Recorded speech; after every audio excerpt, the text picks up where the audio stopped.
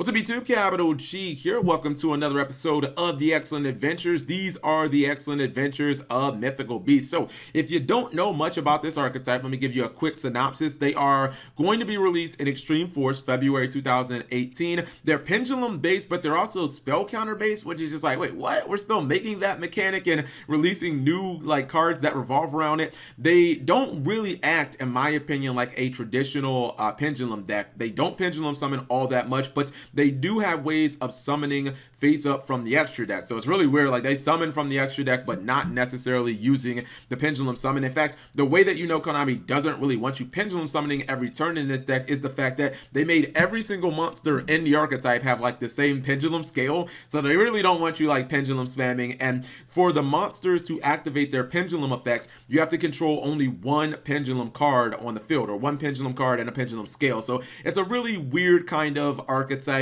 The monster effects are exceptionally powerful, and for the most part, the pendulum scale effects are all kind of one for ones. Like this guy Cerberus, he is he's kind of like the boss monster of the deck. He has an effect that can banish an opponent's monster. He gains the attack of that monster until the end of your opponent's next turn. He's immune to card destruction, and his pendulum effect blows himself up so that he can basically be a rota for the archetype. And all of these effects are basically just kind of one for ones to advance your game state. So they're all just kind of really nice. This is the one that Basilisk, it can blow itself up from the pendulum scale, and it puts back a mythical beast in your deck, and then you get to draw a card. So you guys will see gimmicky cards in this deck because you kind of have to get your spell counters on the field. That's why most of these versions will probably run the Magical Citadel, because this card can hold spell counters as well. And your mythical beasts, I may have said mystical there, mythical beast monsters, to activate their effects, they can, they can remove spell counters from anywhere on the field. So you kind of want to have multiple cards that can hold spell counters, but it also kind of means you're running gimmicky cards as well, like all the tune table of contents and that stuff. So the True Draco guy, I believe, is going to end with Majesty's Maiden, and he is going to summon Masterpiece, which is going to be powerful, but Masterpiece is going to get Master Cucked right here in a second. So a Mythical Citadel, Magical Citadel is probably what you want to activate first, because any pendulum cards you activate after that, you just get more counters and more counters. And let's see what happens here.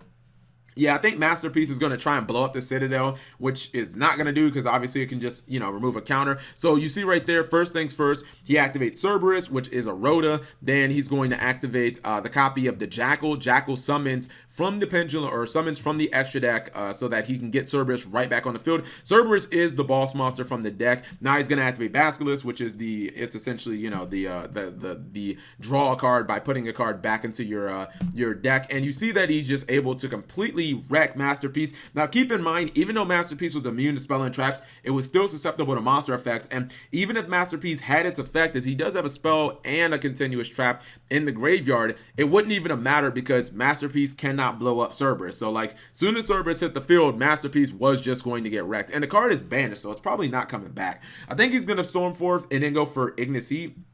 Problem is, what is Ignis Heat going to do when it's on the field by itself? He does pop it to get True Draco, to get True King's Return. Maybe you can make the argument that he should have waited, but then maybe he wouldn't have had True King's Return. I don't know. Maybe I guess that was possibly the right play. He's going to get Majesty's Maiden back. Problem is, Garuda is basically the same thing as Archfiend Eccentric. This is a card that it blows itself up to be an MST, so he's just going to pop the True King's Return, and then his opponent just scoops. He did have the, he had another copy of King Jackal in his hand, so he would have activated it, he would have blew it up, and then he would have summoned from his from his extra deck. He would have summoned the Cerberus back, the one that got tributed, and he probably just would have lost to Cerberus beatdown at that point. Next up is Fire King, which I think Fire King has a really bad matchup against Mythical Beasts, because they don't have really easy ways of killing Cerberus. Cerberus is immune to Big Chicken's Big Chicken's destruction effect, so you have to run over Cerberus. And if Cerberus does if Cerberus banishes something, then you're going to be in a really bad spot. You are going to see him pendulum summon here. The deck doesn't do it all that often. Now this guy is really dope. This is Jackal, the big Jackal. There's a little Jackal and a big Jackal. Jackal is the walking Gladiator Beast War Chariot. He gets rid of 2 spell counters on the field to basically negate a monster effect and blow it up, and it is not a hard once per turn, and he only has to get rid of 2 counters, and you can see he already has 6 on the field, so this guy can activate 3 times. Yeah, he blows up the Fire King Island. I think that Yaksha wanted to activate. He says, no, Yaksha, you're not going to activate. Barong is probably just going to get ran over. He's activating Toon Table of Contents. And, I mean, just look how many spell counters he has on the fit. He's going to attack. Look how many spell counters he has. He has 4 just on Jackal. And then he has 6 on freaking Citadel. So there's no way that this Fire King player really gets that back into the game. I don't know. He activates Big Chicken. Big Chicken's going to get blown up. He goes for Onslaught. I think he's going to attack. That's his best chance, in my opinion, of getting rid of the big Jackal. But I think that Basilisk is just going to activate and give him a new draw here, which is, all right, Big Chicken comes back. Yeah, Basilisk is just going to give him a draw. He top decks to Cerberus. He'll probably go for Jackal. Oh, no, yeah, he goes for Little Jackal. Little Jackal contribute itself to summon Cerberus straight from the deck. He's going to banish Big Chicken, take a ton of battle damage, and unless he top decks something good, he's out of this game. Which he does, by the way. Yu-Gi-Oh! Gods had him had his back. He top decks Wolf Bark. All right, that's perfectly fine. In fact, I think, yeah, Utopia the Lightning wouldn't actually have worked there, because I think that Cerberus was, I think that King Cerberus was, like, what's it called? Or Master Cerberus was like, what, 5,600 or something like that? So if you guys are wondering why he didn't go for Utopia the Lightning, like, 101 was basically the only card he could have used to actually kill it.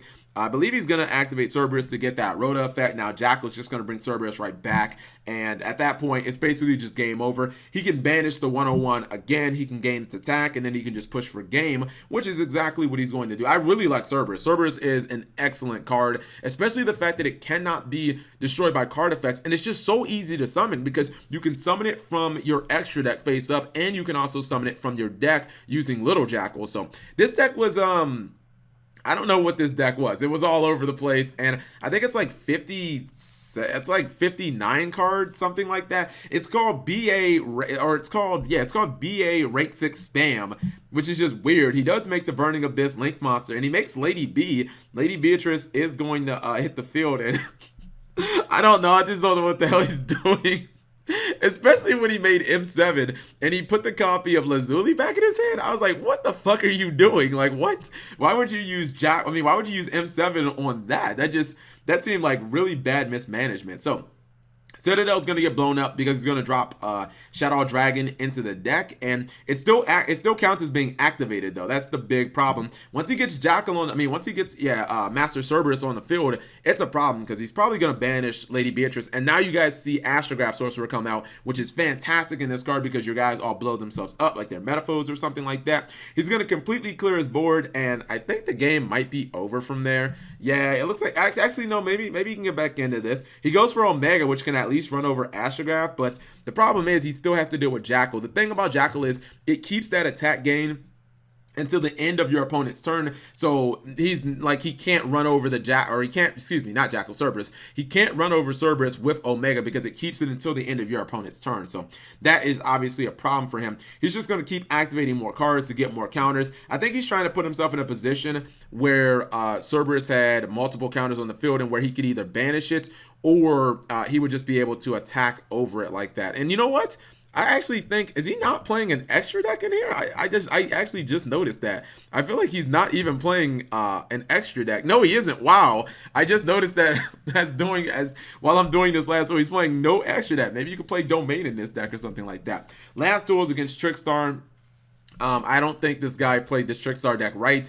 I play Trickstars. You generally don't want to keep Candina on the field, because you want Candina in your hand. You want to bounce with Lycoris so that you can summon it next turn and just activate it again. So that was the first thing I saw, and I was like, I don't know what the fuck this guy's doing, but whatever. I think he was really expecting his Quaking Mirror Force to do work, but that still doesn't make sense, because you want Candina you want her in your hand so you can just use her effect over and over again. So that was really weird. He is going to take a ton of burn damage here, because the deck, the mythical beasts add a lot to the hand with their card effects, whether it be drawing, whether it be with their card effects. They do have a monster. I think it might be Little Jackal that can, Little Jackal might be summoned from the deck. There is a monster in here that I believe gets rid of 3 spell counters, and then you get to add one of your face-up Pendulum monsters to your hand. It probably has to be a mythical beast, but you get my point. Yeah, he hits him with, what's it called? He hits him with Megaton Cannon. Oh, baby.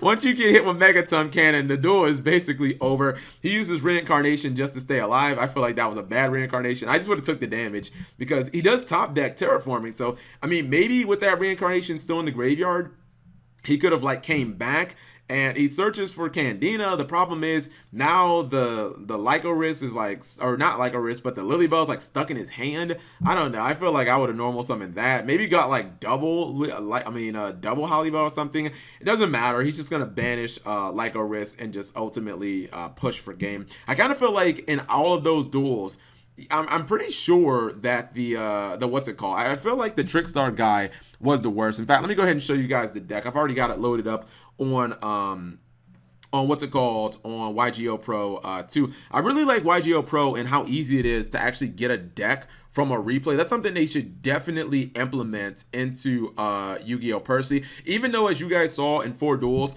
it doesn't operate like a traditional Pendulum deck. It's kind of built like a traditional Pendulum deck. There's no traps, although you probably could work traps in there. I would probably say maybe like counter traps. You know, one of the cool things about this deck is it's not super susceptible to evenly match, because unlike Pendulum Editions, there are no like continuous cards you really keep on the field. There is an equipped in the deck, which is kind of nice because not only does it give you 500 attack and defense, but it can hold spell counters as well, and you can remove spell counters anywhere on the field to protect your monster from battle or card destruction. So that's kind of nice, but it's not quite as susceptible because you don't keep Pendulum, like you don't keep your Pendulum cards in the Pendulum scales. You basically just activate them, you blow them up, and then you use them for their effects. So it is kind of built like a Pendulum deck, no traps, but this is just a heavy spell counter based build. Magical Boost is one of their, like, it's one of the cards that is in the archetype. I don't even think it's that good. Kind of scares me because I feel like it's, they're probably gonna make, like, they'll probably make Cerberus a ultra rare,